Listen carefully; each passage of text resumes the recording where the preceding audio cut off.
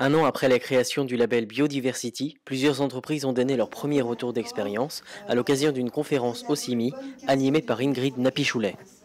Notre démarche est justement d'écouter l'écologue qui vient nous apporter une démarche complémentaire.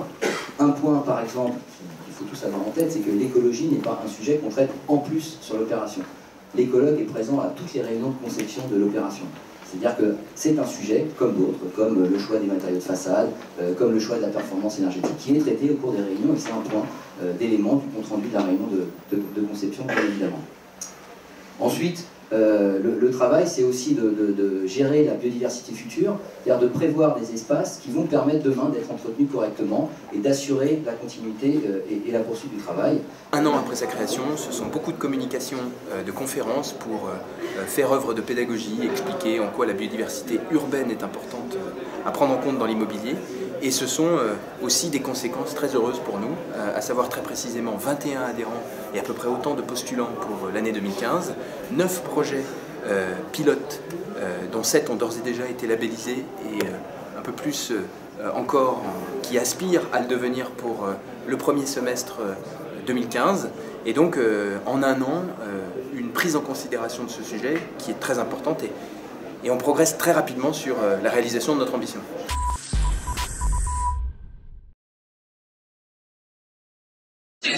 Notre démarche est celle de mettre en valeur ce territoire de friche industrielle au nord de Paris, autour du millénaire à la Porte d'Aubervilliers, qui est un projet immobilier de transformation très important, mais qui est aussi un projet de requalification de biodiversité en ville.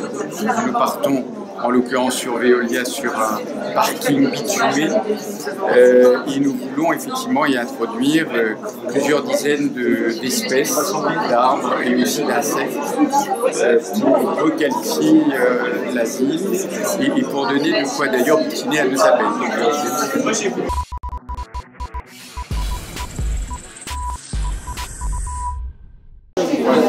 Alors, je vais répondre à cette question en tant que responsable immobilier de Bolloré Logistics.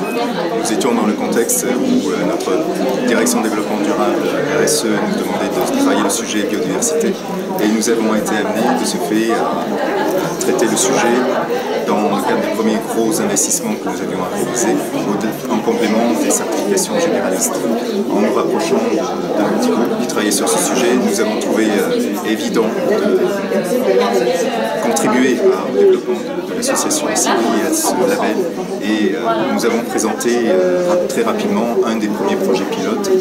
L'enseignement en fait, de ce projet pilote étant que le référentiel est un très bon outil à la fois pour travailler le projet et l'améliorer dans sa relation avec le vivant, l'intégration d'éléments de biodiversité, mais également très efficace pour améliorer la qualité au travail de nos salariés sur le futur site.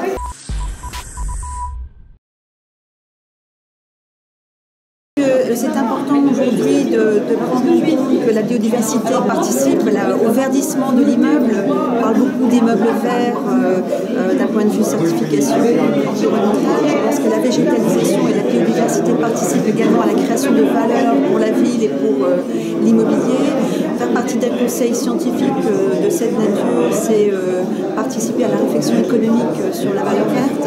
Par ailleurs, c'est également enrichir le groupe de travail plan bâtiment qui va être mené sur la biodiversité, au moyen d'interventions indirectes, d'interventions parmi les différents acteurs concernés par le label biodiversité.